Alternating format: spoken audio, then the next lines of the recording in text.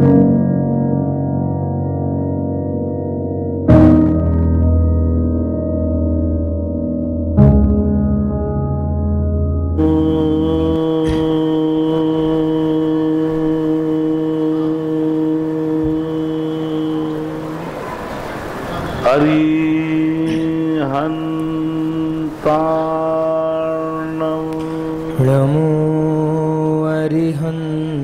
अरिहन्ताणं नमो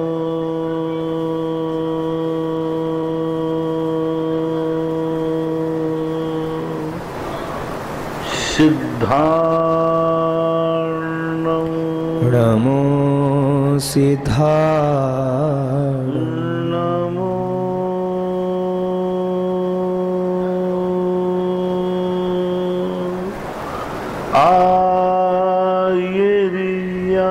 आयर्याणं नमो आयर्याणं नमो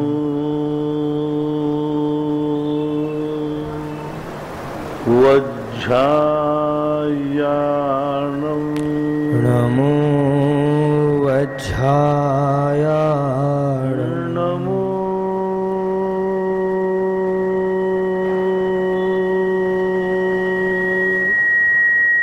लोये सौसाहु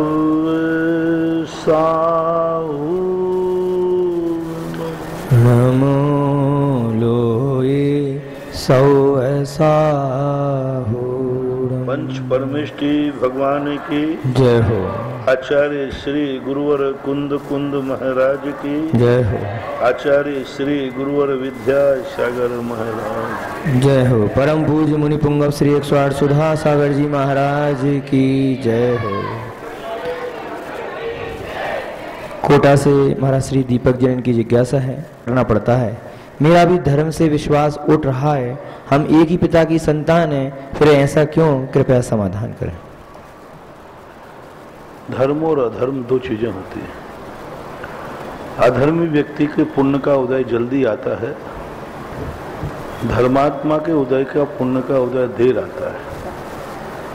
क्योंकि धर्मात्मा व्यक्ति पुण्य का संचय करता है आपातकाल के लिए, और अधर्मात्मा व्यक्ति ऐसो आराम में उड़ा देता है पुण्य को।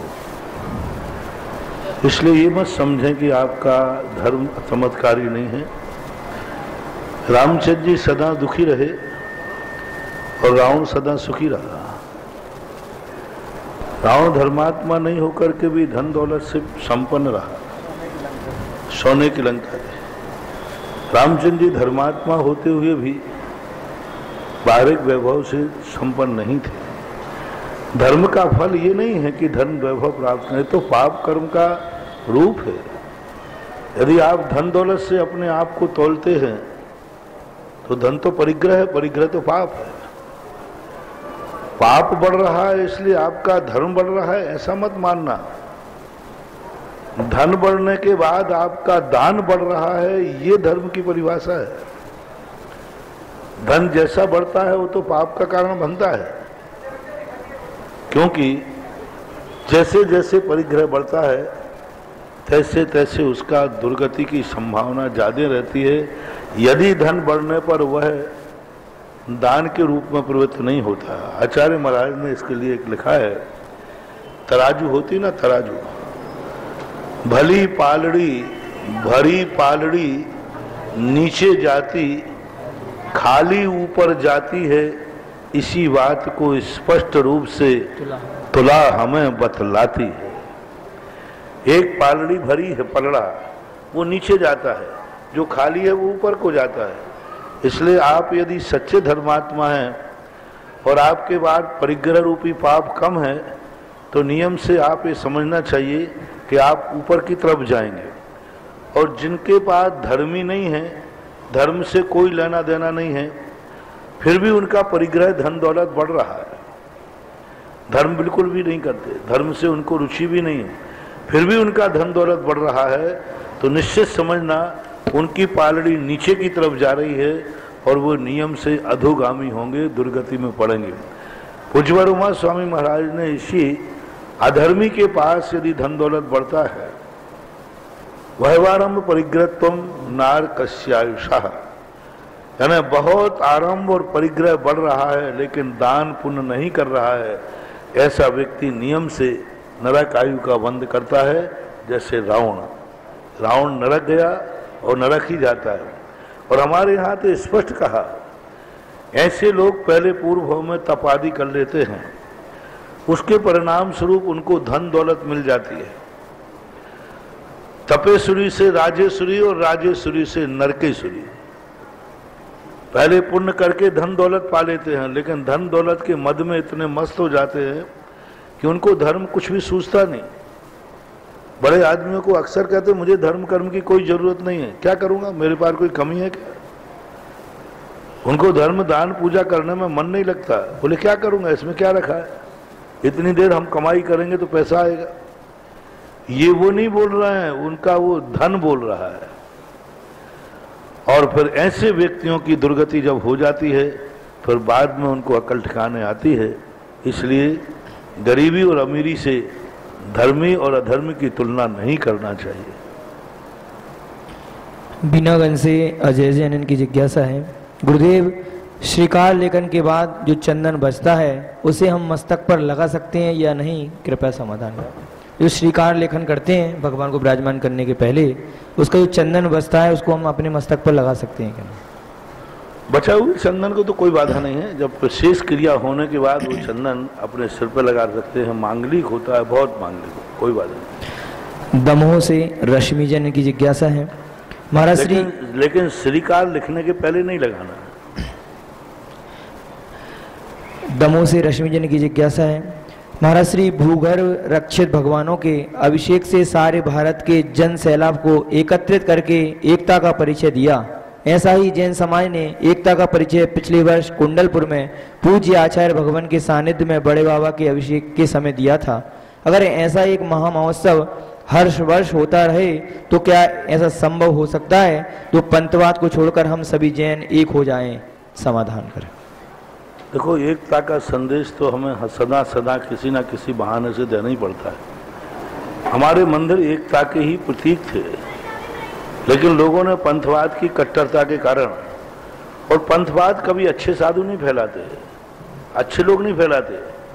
जो शिथिलाचारी होते हैं, जो प्रमादी होते हैं, जो अपने चारित्र के बल पर जनता को प्रभावित नहीं कर पाते हैं, वे पंथवाद का सहारा ले लेते हैं।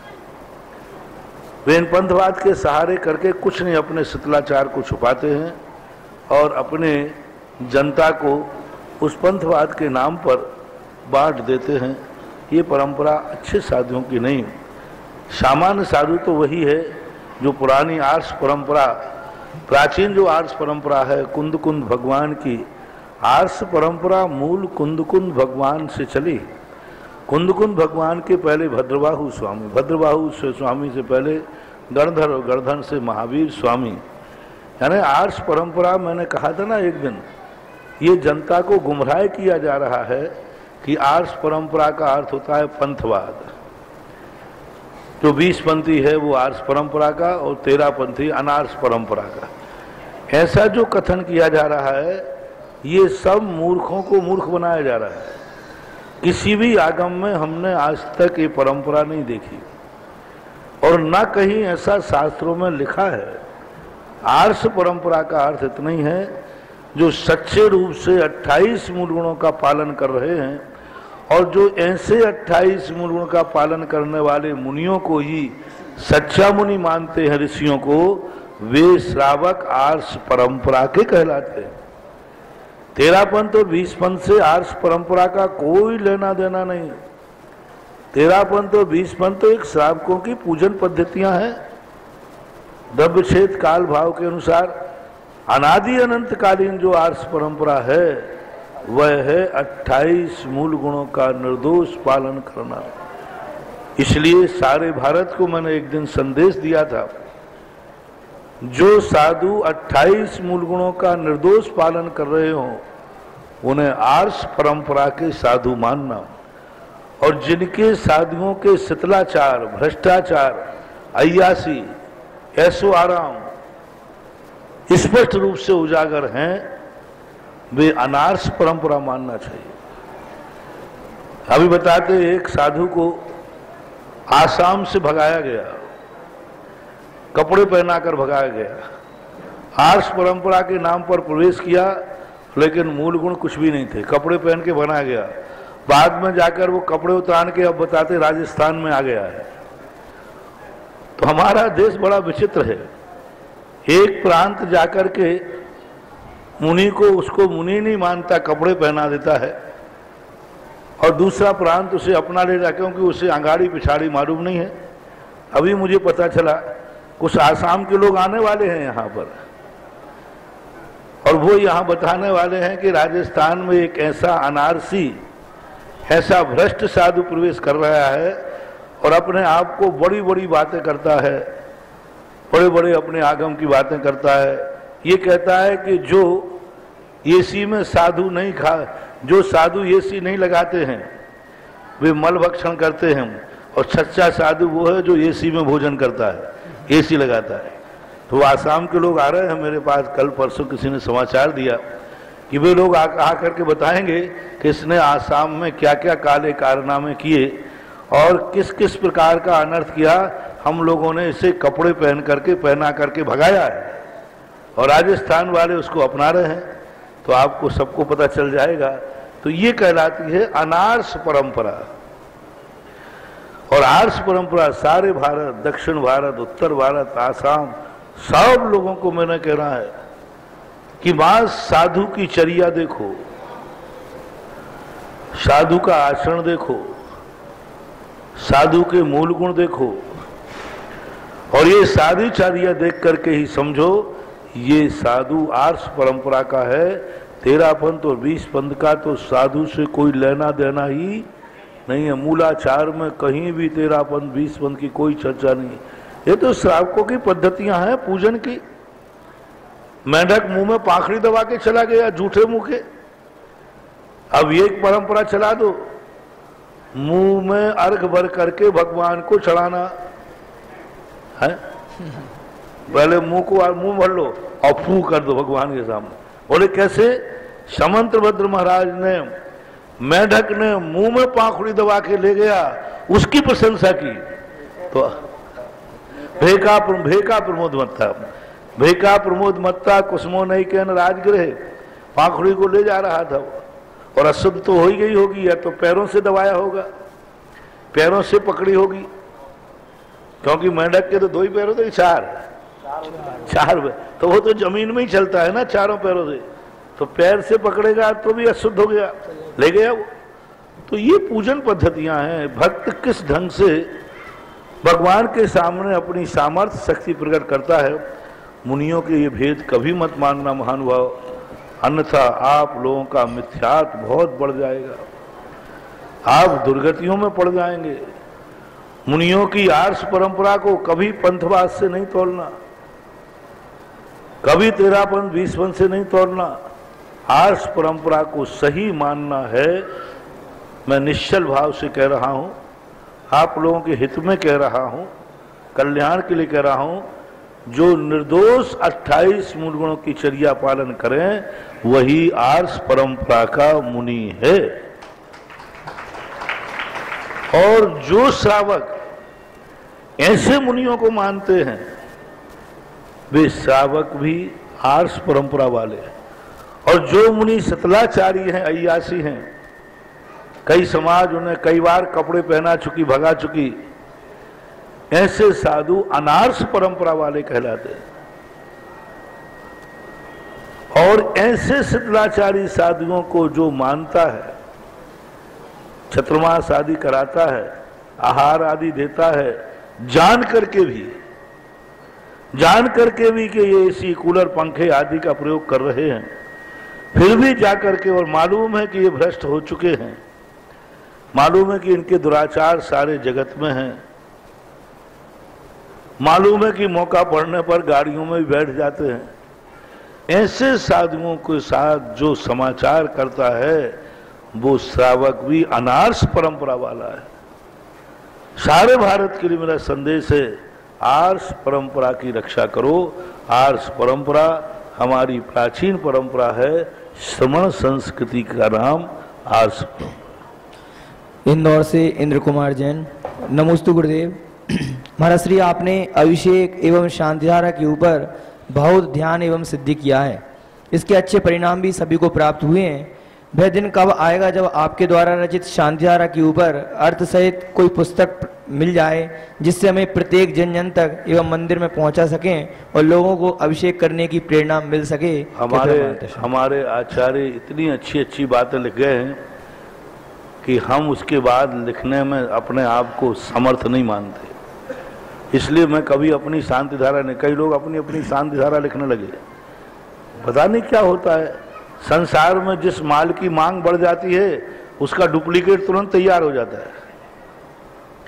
शांतिधारा को पहले कोई पूछता नहीं था, आजकल शांतिधारा इतनी ज्यादा हो गई तो लोग नकली शांतिधारा बनाने लगे। अपनी अपनी शांतिधारा रच करके, पंडित गृहस्थ साधु सब रच करके प्राचीन शांतिधारा का परंपरा का अपमान कर रहे हैं।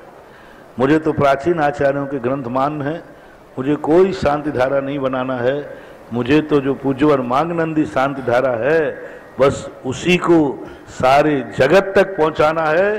तुम कितनी बड़ी बड़ी शांतिधारा बना लो, कर लो, उसमें कोई चमत्कार होने वाला नहीं है, कोई अतिशय होने वाला नहीं, क्योंकि ये तो मात्र भाषागत में बना लिया। पूज्यवर मांगनंदी महाराज ने शांतिधारा को जिया है, उनके बीजाक्षरों में सागत है। इसलिए सारे भारत से मेरा कहना है, मांगनंदी वाली जो प्रसिद्ध शांतिधारा है वही शांतिधारा मान्य करना चाहिए। अन्य शांतिधाराओं से कुछ नहीं होने वाला, नकली माल नकली ही रहेगा। मात्र भाषागत कोई चीज लिख देना कोई बड़ी चीज नहीं, साधनागत होकर लिखना चाहिए। इसलिए जो प्राचीन शांतिधारा है, बृहद शांतिधारा, वही चमत्कारी, अतिशयकारी, पावरफुल, उसके बीजाक्षर सिद्धेश्वर बीजाक्षर हैं, वही है। मुझे रही बात हिंदी अर्थ की, बहुत सारी चीज़ों के हिंदी अर्थ व्यक्त नहीं किए जाते, क्योंकि हम उनका कोई भी अर्थ लिखेंगे तो एक अर्थ लिख पाएंगे, अनंत अर्थ छुपे हैं। बीजाक्षरों का अर्थ हम लिखेंगे तो एक दिशा निर्देश में एक लिख देंगे, लेकिन एक एक बीजाक्षर तो अनंत अनंत अर्थ वाला है, और उन अनंत अनंत अर्थ और शक्तियां उसमें गर्भित हैं। इसलिए मेरा तो कहना है कि बीजाक्षरों के आपको अर्थ जानने की जरूरत नहीं है। बीजाक्षर तो आप क्या चाहते हैं वह भावना पढ़ के बीजाक्षर पढ़ लेना, वही बीजाक्षर का अर्थ है।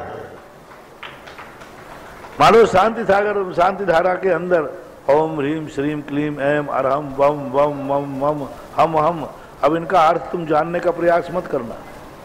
आप बीमार हो तो आप ले लेना कि इन्हीं बीजाक्षरों का अर्थ बीमारी दूर करना है। आप संकट में पड़े हैं, इन्हीं का अर्थ संकट को दूर करना है।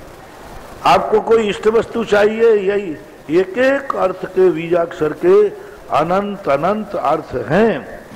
इसलिए अर्थ को मत जानो, श्रद्धा रखो। अर्थ में उतना ज्यादा पुण्य नहीं है, श्रद्धा में पुण्य है।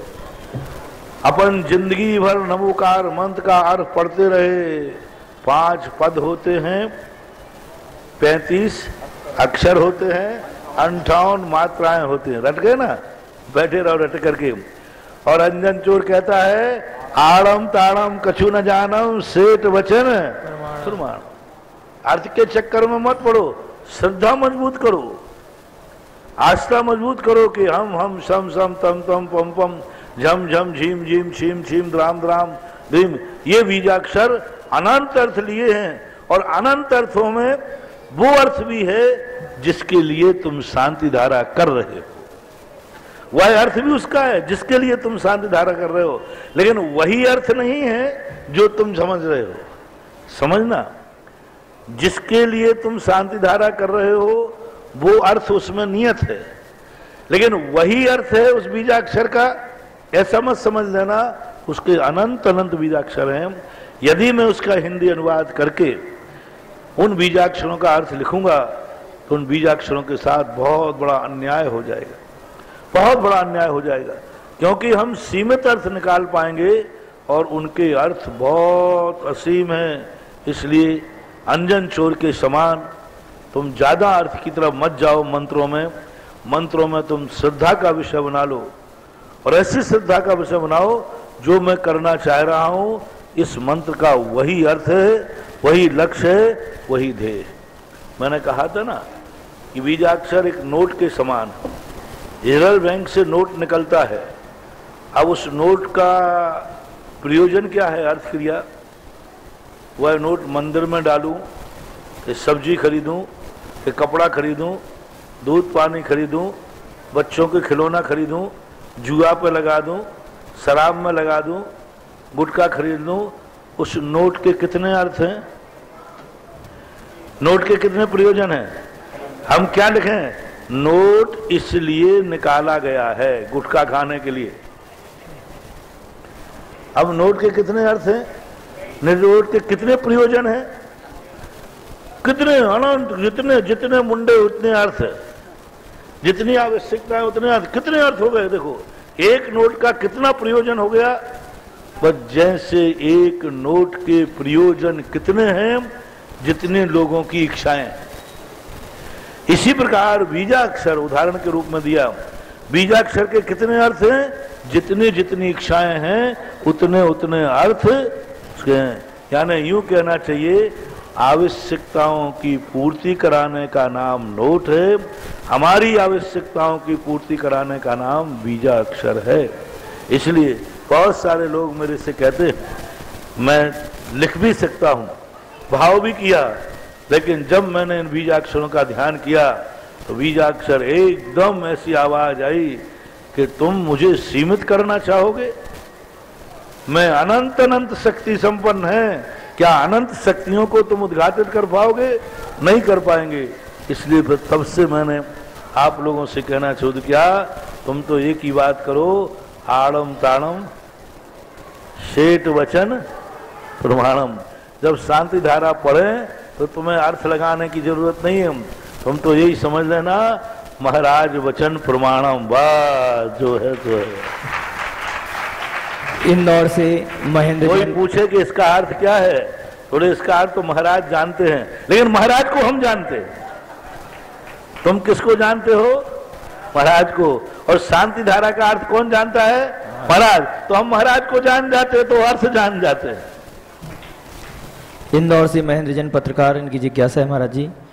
महाराज जी, ये अक्षर अक्षित जिन प्रतिमा के दर्शन कराकर जो आपने जैन धर्म की प्रभावना की है और धर्म लाभ हम लोगों को दिया है, जिससे पूरा देश आपका ऋणी है और हमारा मन बहुत ही उत्साहित है। महाराज जी, मेरी जिज्ञासा है कि भूगर्भ चैत्यालय दर्शन कार्यक्रम में प्रारंभ में 2 दिन में जो विश्व स्तरीय श्रद्धान एवं सेवा का भाव, जिसमें समाज के बेटे बेटियों के लिए छात्रावास का उद्देश्य है, क्या इसमें समाज के बेटे और बेटियों के भविष्य में रोजगार की संभावना पर भी कार्य किया जा सकता है, जैसे परम पूज्य आचार्य भगवान के आशीर्वाद एवं आपके कठिन तप साधना से सिर्फ आपके श्रीमुख से इस विषय पर बोलने मात्र से समाज की नई पीढ़ी का उद्धार होगा? कृपया मार्गदर्शन करें।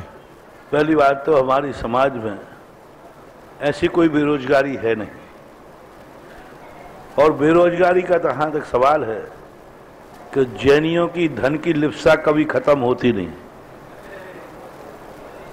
एक मजदूर कहते हैं ना, दिन अस्त मजदूर मस्त, लेकिन दिन अस्त होने के बाद भी बनिया मस्त नहीं होता। वो तो कहता है कि अभी मस्त होना नहीं है, अभी तो रात्रि में भी हमें कार्य करना है, बहुत कार्य करना है। तो इच्छाएं अनंत हैं। ऐसा भारत में कोई जैनी अभी तक मुझे नहीं मिला जो भूखों मर रहा हो या बिल्कुल ही बेरोजगार हो। आज तक भारत में मुझे जैनी, बेलदार और भिखारी नहीं मिला। कितना भी गरीब हो लेकिन बेलदार नहीं होगा, भिखारी नहीं होगा। तो ऐसी स्थिति में और बाकी रोजगार जो चल रहे हैं, चल सकते हैं। ऐसी योजनाएं हम नहीं चला सकते हैं जो योजनाएं असीम हो। बेरोजगार की कोई सीमा नहीं होती। कितने का बेरोजगार? 1 लाख रुपए का, 2 लाख रुपए का, कितनों को रोजगार? अरबों रुपया कम पड़ जाएगा। कितने का रोजगार कराएं? 1 लाख का, 2 लाख का, 5 लाख का। यदि 5 लाख का रोजगार कराया तो 1 करोड़ में हम कितनों को दे पाएंगे? 20 लाख लोग। 100 करोड़ में कितनों को दे पाएंगे? 20 के 2000 2000 लोगों को दे पाएंगे जब 100 करोड़ रुपया खर्च हो पाएगा। फिर 2000 के बाद फिर क्या होगा? तो ऐसी सीमाओं के लिए हालांकि बहुत सहयोग चल रहा है। कितने गरीब छात्रों को कोटा के अंदर अभी पढ़ाया जा रहा है, कितने छात्रों के लिए सांगानेर संस्थान किसके लिए? आज 200 बच्चे, ना उनको खाने की चिंता है, ना कोई कॉलेज की फीस की चिंता है। आप देखिए कितना बड़ा कार्य कर रहा है सांगानेर। 200 बच्चों के लिए, लगभग 170-75 हैं, इस साल शायद 200 हो जाए। 200 बच्चों के लिए पूरी पढ़ाई का खर्चा, कॉलेज की फीस का खर्चा, खाने पीने का खर्चा, रहने का खर्चा, सारा का सारा खर्चा यह समाज उठा रही है, जैन समाज उठा रही है। क्या चाहते हैं? अब 200 लोगों का खर्चा कितना आता है एक व्यक्ति का अंदाजा लगा लो। चल रहा है तो चला रहे हैं, ऐसे प्रयास नहीं है, लेकिन इनको एकदम 100% नहीं कहा जा सकता। बस मैं तो इतना ही जानता हूं कि महावीर ने एक संदेश दिया है, दुनिया की चींटियां बचाने की जरूरत नहीं है, पैर के नीचे की चींटी बचाओ। क्या हम दुनिया की चींटी बचा सकते हैं?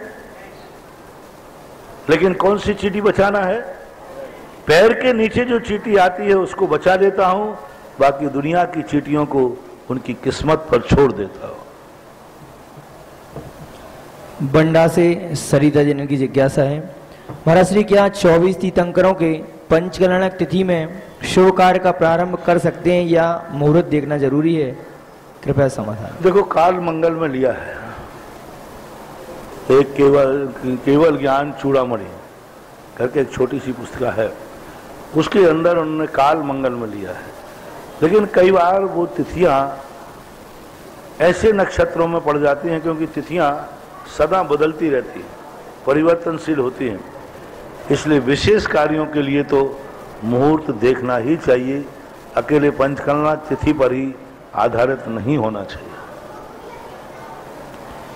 सरलगा से आरती, श्रीमती आरती जन की जिज्ञासा है, आप हर महोत्सव को आसमान की ऊंचाइयों तक पहुंचाते हैं, किंतु क्या आचार्य श्री के स्वप्न को भी आप शिखर तक पहुंचाएंगे? जैसे हथकरघा उद्योग, भारतीय प्राचीन शिक्षण पद्धति, स्वदेशी वस्तुओं का प्रयोग। अगर आप इन विषयों पर लोगों को प्रेरित करें तो अवश्य गुरु जी का स्वप्न जन जन तक स्वप्न बन जाएगा। मैं इतना कृतज्ञ नहीं हूं कि आचार्य श्री की योजना को मैं आकाश में पहुंचाऊं। मेरे आचार्य श्री जिस योजना को छू लेते वो आकाश में वैसे ही पहुंच जाती है। हमारे आचार्य श्री खुद आकाश में ऊंचाइयां छू रहे हैं, उनकी हर योजना आकाश को छुएगी, और मैं आकाश को छुलाने के लिए प्रयास करूं तो हमारी उद्दंडता होगी। कृपया करके मुझे उद्दंड ना बनाए, मुझे गुरु के चरणों की धूल ही बने रहने दे, इसी में मेरी गरिमा है। और आचार्य श्री जिस कार्य को कर रहे हैं वो स्वतः ही उनके मुख से, उनके स्पर्श से जो योजना निकलती है वह नियम से आकाश को ही छूती है। और आचार्य श्री में ही क्षमता है हर योजना को आकाश में छुलाने की। हम तो मात्र उनकी आकाश की तक पहुंचने वाली योजनाओं को अपने आप में अनुमोदना कर सकते हैं, अनुमोदना करते हैं। मैं आचार्य श्री की कोई भी योजना को आकाश तक क्यों पहुंचाऊं, वो तो पहले से ही पहुंची हुई है। आप मुझे वो बहादुर बनाना चाहते हैं। एक व्यक्ति ने कहा कि मैंने युद्ध में बहुत बड़ा वीर योद्धा था, उसने तलवार, बोले मैंने आज 500 योद्धाओं के पैर काट डाले, 500 योद्धाओं के पैर काट डाले, मेरा बराबर कौन योद्धा है? तो सब कहने लगे भैया गजब का योद्धा, 500 योद्धाओं के पैर काट दिए, 500 योद्धाओं के पैर काट दिए। अंत में जाकर के किसी व्यक्ति ने पूछा, मेरे जैसा कोई साधु होगा, उन्होंने पूछा भैया सिर क्यों नहीं काटे? बोले वो तो पैर ही से कटे थे। यानी पैर किनके काटे उसने? मरे हुए काटे। मुझे ऐसा बहादुर बनाना चाहते हो कि मैं आचार्य श्री की योजना को ऊंचे पहुंचाऊं? वो तो पहले से ही ऊंची पहुंची हुई है, वो तो पहले ही आकाश में पहुंच चुकी है। अब मैं पहुंचा करके मैं से बहादुर मुझे नहीं बनना भैया। हैदराबाद से सुभाष जैन की जिज्ञासा है। महाराज जी, आजकल हर मंदिर में भगवान के सम्मुख जो चमड़ चढ़ाते हैं वे प्लास्टिक व कांच और ऊपर की परत लोहे की पतरे की रहती है। कहाँ तक उचित है? यह पुराने चांदी के चमड़ तकरीबन हर मंदिर जी से हटा दी गए हैं। कृपया चमड़ ढुलाना भी मुश्किल हो गया है। कृपया इस विषय में आप मार्गदर्शन करें। चमड़ देखो, लकड़ी प्लास्टिक के चवर अभी रख रहे हैं आप, वैसे चांदी की ही मूठ होना चाहिए। और जो चवर होते हैं, वो जो पुराने चवर बनते थे वो चवर बहुत अच्छे होते थे, उनमें देखने में भी अच्छा लगता था। अब आजकल तो सब मोती वगैरह के बस वहाँ रख सकते हो जहाँ लटकाना हो। जहाँ यदि ढोलने वाले चवर हैं वे तो चवर ही होना चाहिए, और उसी से उनकी, हालांकि बालों के नहीं होते हैं वो, लेकिन ऐसे जो सामान चवर बनने लगे हैं ये ठीक नहीं है। महाराज श्री, एक जिज्ञासा हमारी है। महाराज श्री, वर्तमान के समय के एक महान आचार्य पूज्य आचार्य भगवान गुरुवर विद्यासागर जी महाराज का कल वो दिन आ रहा है जो पूरे देश को, पूरे भारत को इस 50वें स्वर्ण दीक्षा महोत्सव का इंतजार है। तो महाराज श्री, मेरी जिज्ञासा है कि आपके मुखारबिंद से आज जिज्ञासा समाधान के माध्यम से कल सुबह इन सब लोगों के लिए, श्रावकों के लिए क्या करना चाहिए, और वो गुरु के प्रति कृतज्ञता, मतलब गुरुदेव ने जो किया है पूरे देश के लिए, हम क्या कर सकते हैं गुरुदेव के लिए, वो आप अपनी। सबसे पहला कार्य तो आपको आज शाम को ही बैठकर सोने के पहले सबके पहले अपने पूज्य गुरुदेव को प्रणाम करना चाहिए, और सारे भारत को इस बात की घोषणा करना चाहिए कि मुझे इस युग में एक सच्चा गुरु मिला। और अपने परिवार में, अपने रिश्तेदारों में जिनको जानकारी नहीं हो, आप अपने गुरु को पारिवारिक रूप से, वो तो आचार्य हैं ही, वो तो साधु हैं ही। जैसे मैंने कहा था कि भगवान को भगवान मानने से कल्याण नहीं है, ये मेरे भगवान हैं इससे कल्याण है। गुरु को गुरु मानने से कल्याण नहीं, ये मेरे गुरु हैं ऐसा मानने से। इसलिए सारा भारत को, जो आचार्य श्री की चर्या को आदर्श मानते हैं, आचार्य श्री चर्या को सर्वश्रेष्ठ मानते हैं, वे सामूहिक घर में बैठ करके एक निर्णय फैसला करें, हमारा गुरु आचार्य विद्यासागर था, है और रहेगा। क्योंकि इतना श्रेष्ठ आचार्य, इतना निर्दोष साधना करने वाला, इतनी निर्भीवृत्ति चर्या करने वाला इस कलयुग में दुर्लभतम दुर्लभ है, दुर्लभतम दुर्लभ है। कुंद कुंद की परिभाषा देखो तो उसमें खरे उतरते हैं आचार्य श्री। समंत्र भद्र महाराज की परिभाषा देखो तो उसमें खरे उतरते हैं आचार्य श्री। सच्चे मन से जो उनको देखता है उसकी आंख में खरे उतरते हैं विद्यासागर। सब तरफ से उनको है। तो हर व्यक्ति परिवार में बैठकर अपने छोटे बच्चों को बैठा ले, 8 वर्ष से ऊपर जितने बच्चे हो गए सबको बैठाल करके आज रात में ये शपथ दिलाएं सभी परिवार के लोग सोने के पहले कि हमारा गुरु इस युग में आचार्य विद्यासागर हैं। अब जब तुम सारा परिवार उनको गुरु मान लोगे तो गुरु को कल 50वां दीक्षा दिवस है, तो प्रातः काल उठ करके सबसे पहले उनके नाम की एक जाप दो। ओम ह्रीम श्रीम श्री आचार्य विद्यासागराय नमः। ये आपको एक माला फेरना है। माला फेरने के बाद आपने आचार्य श्री के दर्शन किए हों तो उनकी मुद्रा को स्मरण करके उनको 3 बार नमोस्तु कीजिए, और नमोस्तु करने के बाद कोई भजन, कोई स्तुति आचार्य श्री के संबंध में आपको याद हो तो वह कीजिए। और यदि सारा परिवार जाग जाए तो प्रातःकाल उठ करके कम से कम 5 दीपक अपने घर में जलाइए, कम से कम प्रातःकाल, और मंदिर में जाकर के पूजन पाठ करिए। जयपुर के लिए अलग व्यवस्था है, ये सारे भारत के लिए बता रहा हूं। और वहां से आने के बाद प्रत्येक व्यक्ति को कल व्रत करना है जिसका नाम होगा आचार्य विद्यासागर व्रत। और आचार्य विद्यासागर के व्रत के दिन आपको करना है सुबह नहा धोकर के मंदिर में जाकर देव भगवान का अभिषेक करना है और पूजन करना है। बाद में आचार्य विद्यासागर महाराज की पूजन करना है, उनकी आरती करना है और फिर घर जाकर के यदि कोई पात्र है, मुनिराज त्यागी वृत्ति हैं, उनको भोजन कराइए और स्वयं नीरस भोजन कीजिए, क्योंकि गुरु महाराज नीरस भोजन करते हैं। मात्र एक रस वो लेते हैं, कौन सा? घी। घृत लेते हैं, 5 रसों का त्याग है। इसलिए घृत के साथ आप एक आसन करें, दाल रोटी खाएं और उसके बाद यदि आपका विशेष मन है तो कल आचार्य श्री ने से जिंदगी भर के लिए आरंभ परिग्रह त्याग करके जीवन को यापन किया, तो आप कम से कम आरंभ का यानी आज के दिन हम व्यापार नहीं करेंगे, हम यात्रा नहीं करेंगे, हम गाड़ी में नहीं बैठेंगे, हम वस्त्रों को एक वस्त्र ही 24 घंटे धारण करेंगे। धोती दुपट्टा ले लीजिए, कुर्ता पजामा ले लीजिए, एक जोड़ी वस्त्र ही हम 24 घंटे में पहनेंगे। एक जोड़ी, जितने भी 4-5 वस्त्र होते हैं, इन वस्त्रों के अलावा हम कोई वस्त्र नहीं पहनेंगे। हम अपने नगर से बाहर नहीं जाएंगे धार्मिक कार्यक्रम को छोड़ करके। हम आज पूज्य गुरुदेव की संयम दिवस पर टीवी खोल करके कोई पिक्चर नहीं देखेंगे, कोई राग रंग की बातें नहीं करेंगे। हम आज के दिन कोई बाजारू वस्तु का सेवन नहीं करेंगे।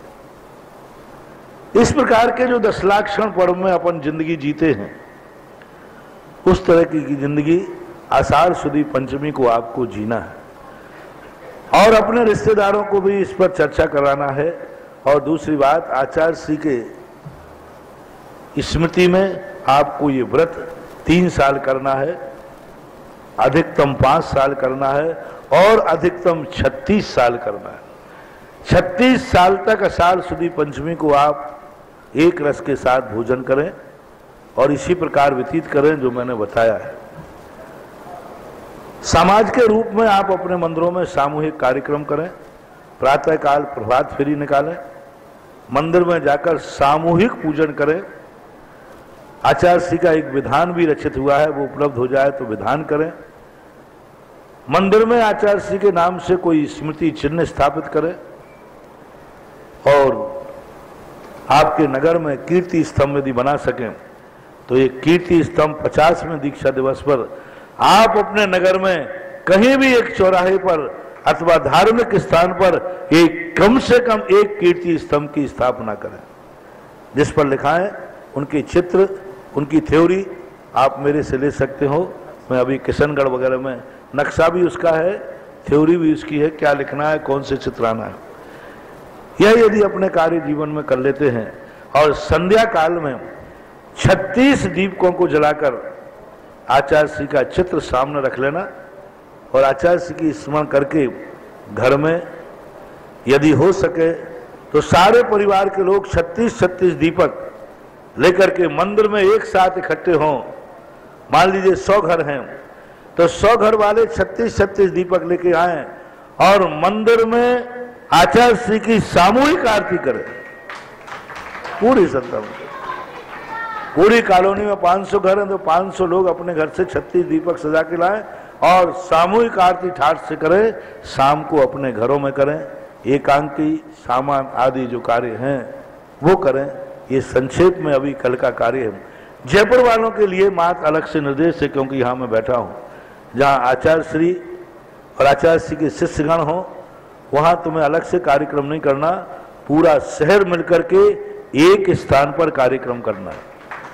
कल सारे जयपुर वालों को अपनी प्रभात फेरी ला करके और सांगानेर स्टेडियम तक लाना है, यहाँ पर ला करके अपना अभिषेक करना है और अभिषेक पूजन करना है जो कराई जाएगी।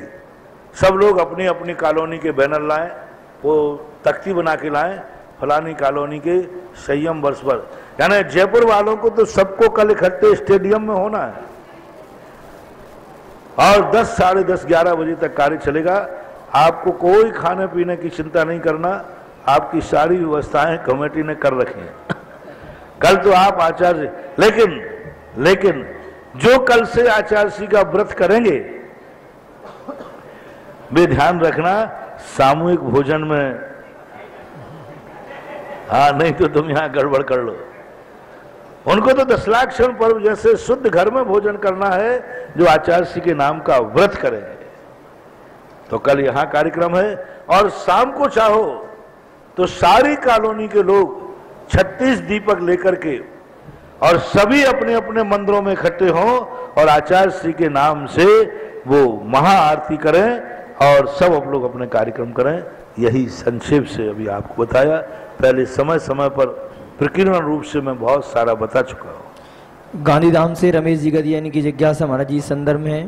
तो महाराज श्री हम आचार्य श्री की दीक्षा दिवस को मीडिया के माध्यम से कैसे जन जन तक पहुंचा सकते हैं, कृपया इस विषय में मार्गदर्शन करें। मीडिया के माध्यम से अब मीडिया के माध्यम से तो आप लोग जानो कैसे पहुंचा सकते हो।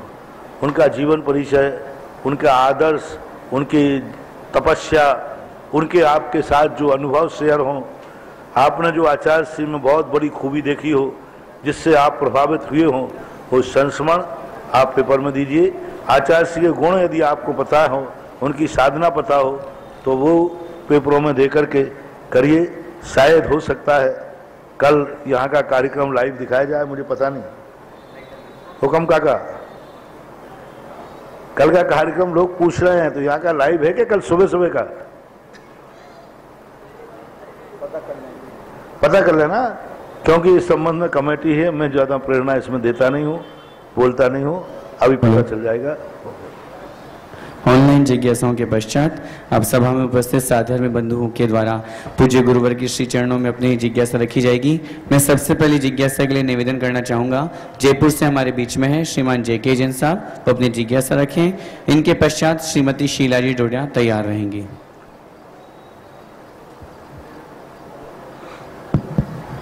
मेरे गुरुवर को नमोस्तु।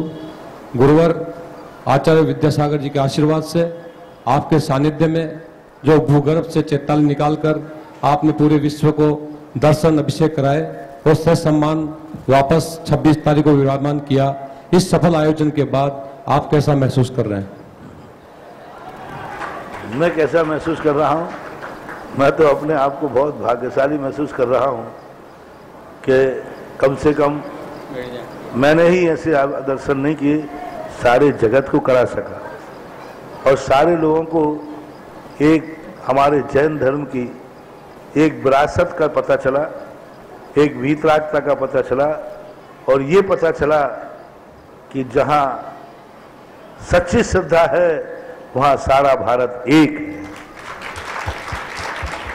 आज सबसे बड़ी चीज देखो, आज लगभग महाराष्ट्र और कर्नाटक आदि दक्षिण भारत से 1 लाख व्यक्तियों ने आकर दर्शन किए।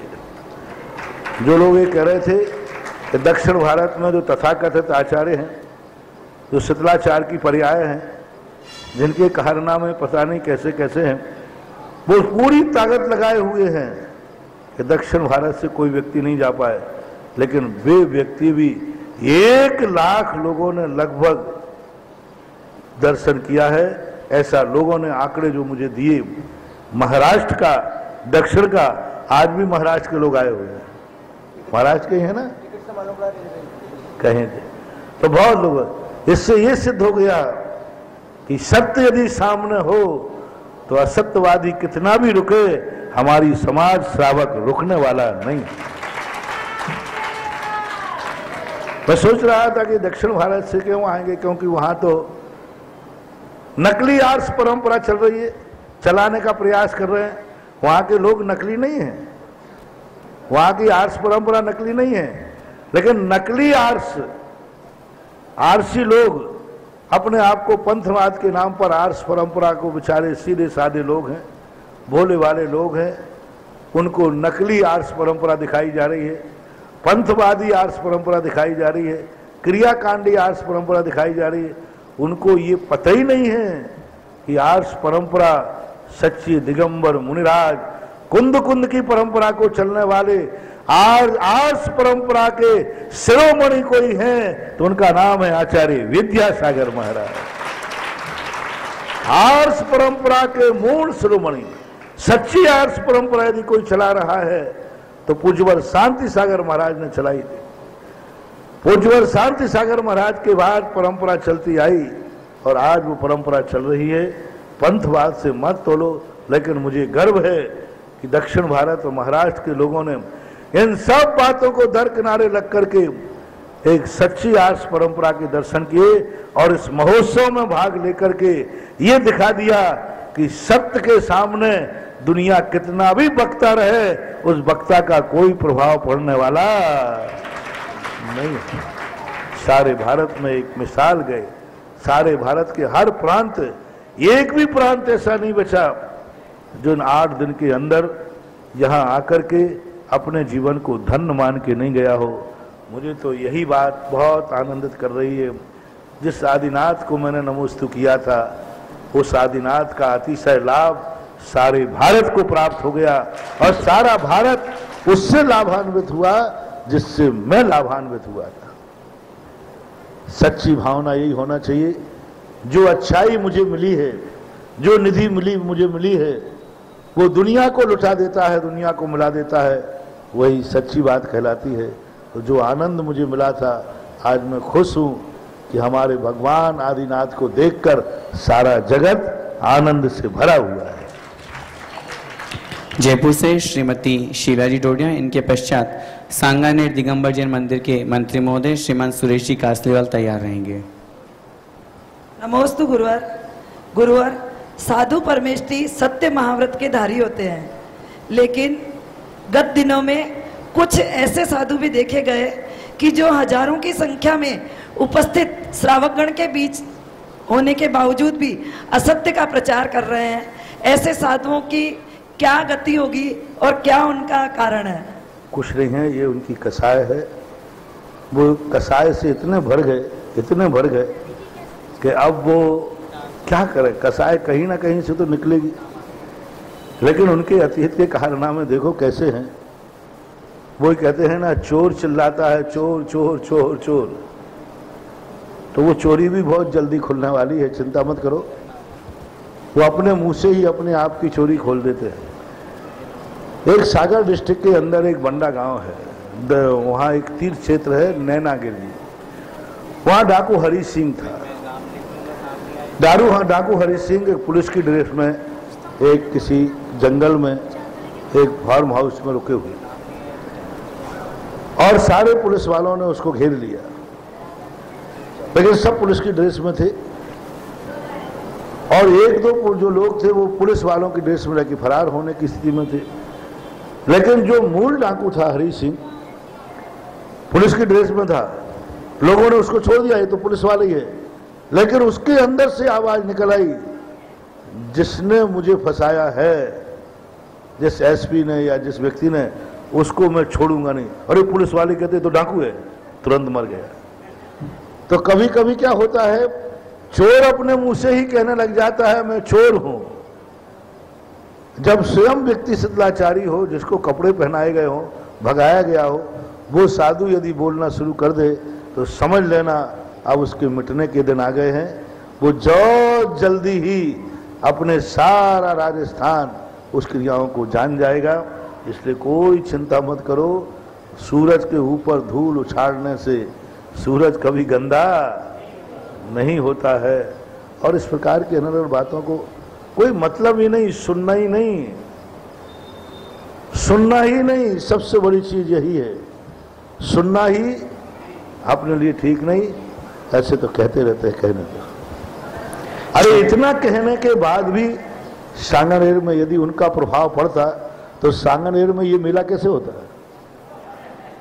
अरे मेला के पहले क्या क्या नहीं बका गया। तुम लोग तो सब बाहर सब सुनते हो, मैं तो सुनता नहीं। क्या क्या नहीं बका गया। यदि उनकी वाणी सत्य होती तो सांगानेर का मेला ये नहीं होता। सांगानेर की सफलता का मेला बताता है कि जनता जान चुकी है कि ये असत्य कौन है और सत्य क्या है। इस मेले ने बता दिया सारे जगत को कि इन असत्य बोलों की, मिठ बोलों की, जो अपनी प्रशंसा किए बिना थकते नहीं, और तो इस प्रकार के मिठ बोलों की कोई फर्क नहीं पड़ रहा है। मैं तो 25 साल से देख रहा हूं, जितना जितना ये बोलते जा रहे हैं उतना उतना लोग सत्य को जानते जा रहे हैं।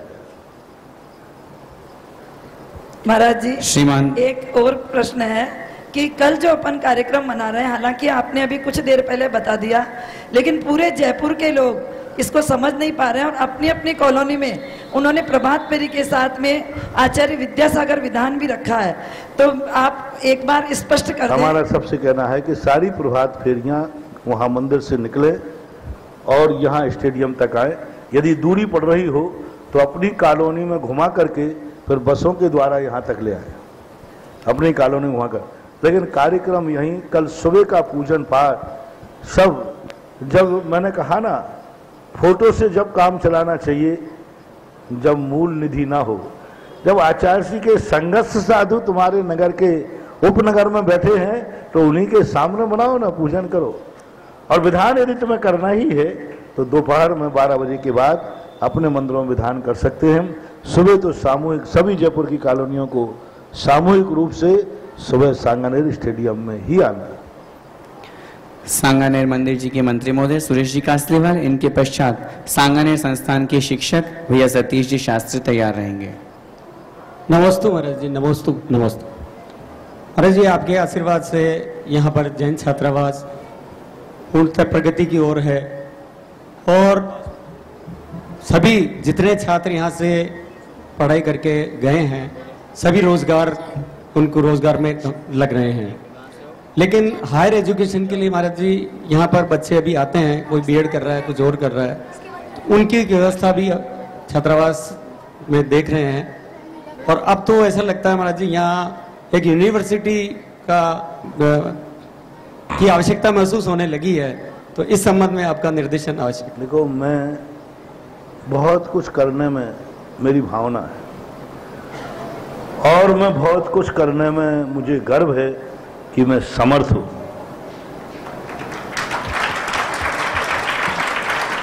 दोनों बात है, मेरा करने का मन भी है कि इस युग में हम अपने समाज को, नैतिकता को, क्योंकि जो समाज को अच्छे आचरण दे सकेगा उसी का नाम धर्म है, तो मैं समर्थ भी हूं। समर्थ इसलिए नहीं कि मेरे में बहुत शक्ति है, मैं समर्थ इसलिए हूं कि मुझे अपने भक्तों पर विश्वास है कि मैं मुंह से जो निकाल दूंगा उसे जमीन में नहीं गिरने देते। मेरी शक्ति मेरी खुद की नहीं है, मैं बहुत बड़ा तपस्वी नहीं, बहुत बड़ा साधक नहीं, बहुत बड़ी सिद्धियां नहीं, लेकिन बस मेरा एक पुण्य का उदय बहुत है कि भारत के लोग, मेरे जो भक्त लोग हैं, मेरी आवाज को कभी जमीन पर नहीं गिरने देते, सिरोधार्य करते। एक छोटे से गांव में देही का सांगानेर का तो आपने ही प्रश्न उठाया था और सारे भारत ने 15 मिनट के अंदर क्या दिखा दिया कि सुधा सागर के मुख से निकली हुई वाणी सूर्य उदय के पहले निकलेगी और सूर्य अस्त होने के पहले पूरी हो जाएगी। यह गर्व, यह शक्ति, यह समर्थ, यह संबल मेरे साथ है और आज भी मेरी समाज में है। जिस दिन तो आवाज उठा देता हूं वह आवाज आज तक कभी फैल नहीं हुई, सदा से पूरी होती आई, होती रहेगी, ये भी मुझे विश्वास है। क्योंकि मेरे गुरु ने एक ही शब्द कहे, अपना निजी स्वार्थ कुछ रखना नहीं और दुनिया से फिर डरना नहीं। परोपकाराय शताम विभूति। साधु संतों का जो समर्थ होता है वो सब परोपकार के लिए होता है। हम जो कुछ भी करते हैं सब आपकी समाज के लिए, आपके लिए, धर्म के लिए करते हैं। और जिस दिन यूनिवर्सिटी का प्रसंग उठा लूंगा उस दिन यूनिवर्सिटी बन के रहेगी। लेकिन सवाल यह है कि मैं साधु हूं, सवाल यह है कि मैं साधु हूं और मेरा नियत विहार हो नहीं सकता। मैं आचार्य विद्यासागर महाराज का चेला हूं, मठ नहीं बना सकता, एक स्थान पर ज्यादा रुक नहीं सकता। और हमारे दिगंबर जैन धर्म की परंपरा है कि साधु एक स्थान पर ज्यादा नहीं रुके। इसलिए जब तक ऐसे स्थान के लिए वर्षों तक एक स्थान पर नहीं रुका जाए, मैं अपने आप को ऐसे कार्य करने में सफल पालूंगा ये नहीं कह सकता। अब रही बात इनकी कि मैं वो कार्य करता हूं जिसमें मुझे आशीर्वाद देना पड़े थोड़े से दिन में मैं चालू कर जाऊं और मेरी चर्या बाधित ना हो, मैं हवा के समान उड़ता रहूं और जिसको आशीर्वाद दिया है वो योजना आकाश को छूती रहे। जिस योजना से मुझे बंधना पड़े उस योजना को मैं नहीं कर सकता। मैं तो आकाश का हवा के समान उड़ता रहूं और मैंने जो योजना बनाई है वो आकाश को छूती रहे। कम से कम मैं 1996 से कह रहा हूं। मैंने श्री महावीर जी की कमेटी से कहा था कि आप, श्री महावीर जी उस समय समर्थ था और मैंने कहा था कि एक यूनिवर्सिटी आप श्री महावीर जी में खोलिए, समर्थ। और आज भी मैं कह रहा हूं, आप 10-25 लोग यूनिवर्सिटी संचालित करने के लिए सामने आ जाइए, मैं यूनिवर्सिटी खोलने का आशीर्वाद दे दूंगा। लेकिन मैं क्या आकाश को दूं? सुरेश बाबू, क्या आपको दे दूं? कर लोगे? देख लो, करो। मैं तो अभी 2 मिनट लगेगा आशीर्वाद देने में का। अभी हाथ यूं है, यूं कर दूंगा बस। लेकिन टीम नहीं है अपने यहां चलाने। कितनी योजनाएं अपने यहां चलाएं। बहुत सारी मेडिकल की चर्चा चलती थी। अभी मेडिकल का एक बहुत बड़ा मेडिकल भगवान महावीर स्वामी के नाम से राजेश बाबू, डॉक्टर राजेश बाबू ने, कितना पसीना आ गया उनको, पसीना आ गया, हालांकि उन्होंने चलाने में सफल हो गए। तो पहले हमें टीम तो बताओ, कौन टीम है? एक यूनिवर्सिटी बनाने वाली टीम सामने लाओ और 10 श्रेष्ठी वर्ग सामने आ जाए, 10 श्रेष्ठी वर्ग सामने आ जाए, 10-10 करोड़ रुपया लगाने वाले, 100 करोड़ रुपए के लिए 10 श्रेष्ठी आगे आ जाएं और 10 कार्यकर्ता आगे आ जाएं, यूनिवर्सिटी इसी साल खुल जाएगी, अगली साल चालू हो जाएगी। मां 10 तो श्रेष्ठी चाहिए और 10 वर्कर चाहिए, कार्यकर्ता। 20 लोग सामने आ जाएं। मुझे टीम नहीं मिल रही है। यदि टीम सामने आती है, हाँ, बनने के बाद तो बहुत मिल जाएंगे, झगड़ा करने वाले बहुत मिल जाएंगे, अध्यक्ष बनने वाले बहुत मिल जाएंगे, कुलपति बनने वाले बहुत मिल जाएंगे, चाहे भली वो अच्छे श्रीमती के भी पति ना हो तो भी कुलपति तो बनने के लिए मिल जाएंगे। लेकिन पहले फाउंडेशन के अंदर 10-20 लोग यदि सामने आकर के इस बीड़ी को उठाते हैं तो कोई बात नहीं, विचार किया जा सकता है। लेकिन मैं आकाश में तो आशीर्वाद नहीं दे सकता ना। एक टीम चाहिए, टीम तैयार कीजिए। सतीश जी शास्त्री, इनके पश्चात हमारा परम सौभाग्य है कि आचार्य श्री की गृहस्थावस्था के बड़े भैया श्री महावीर जी अष्टगी हमारे बीच में हैं। वो अपनी जिज्ञासा इसके मर्यादा रखें। हे पूज्य गुरुवर, आपके चरणों में श्री दिगंबर जैन श्रवण संस्कृति संस्थान का बारंबार नमोस्तु। कल पूज्य गुरुदेव का संयम महोत्सव संपूर्ण विश्व मनाएगा। संस्थान परिवार ने भी अथक प्रयास करके अनेक छात्रों को अनेक नगरों में पूज्य गुरुवर के संयम महोत्सव के लिए मनाने के लिए भेजा है। हमारी जिज्ञासा नहीं, इच्छा है गुरुवर कि आपके मुख से हम सभी एक ऐसा संस्मरण सुनना चाहते हैं गुरुदेव का, जो ना कहीं लिखा मिला हो, ना कहीं आपने कभी बोला हो और ना कहीं सुनने को पाया हो। ऐसा संस्मरण हम सभी लोग सुनना चाहते हैं। पहले तो हमें ये ढूंढना पड़ेगा तुमने क्या क्या नहीं सुना। अब मैं सुना दूं और तुमने कह दिया ये तो सुना है। और कल जो आएगा वह नया ही होगा, अलौकिक होगा। कल गुरुदेव का दीक्षा दिवस है। अंतर से हमारा आह्लाद भी उमड़ेगा और आचार्य श्री की वह पावन दिवस, जिन्होंने उनको एक संसार से परमार्थ की तरफ बढ़ाया, एक संसार से मुख मोड़ करके परमार्थ की तरफ उनका मुख किया, आचार्य श्री के लिए वो दिन बहुत अलौकिक दिन होगा। कल देखेंगे, अभी समय भी हो रहा है। नमोस्तु गुरुदेव। श्रीमान महावीर जी अष्टगी, इनके पश्चात फुलेरा से श्रीमान शांतिलाल जी बढ़ जाते तैयार रहेंगे।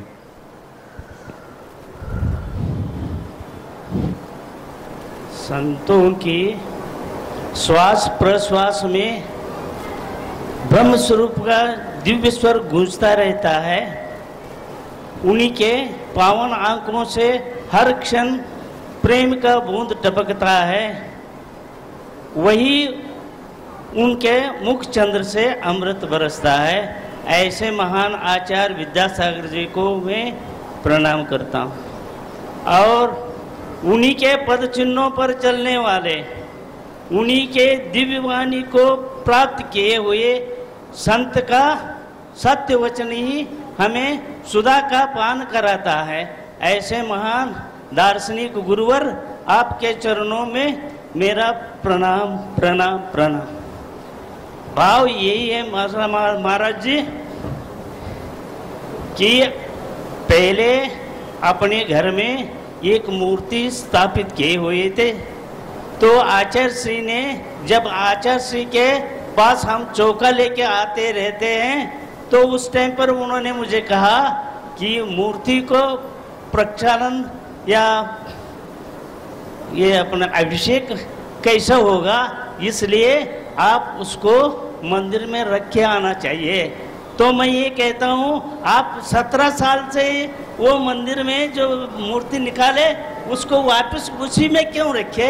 यही भावना में से मैं पूछता हूँ। पहली बात तो आगम में कहीं भी मूर्ति के लिए अभिषेक जरूरी है ऐसा कोई शास्त्र में उल्लेख नहीं पाया गया कि प्रत्येक मूर्ति का अभिषेक होना ही चाहिए।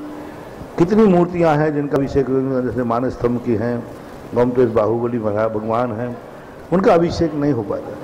मूर्ति के लिए अभिषेक जरूरी नहीं है, श्रावक को अभिषेक करना जरूरी है।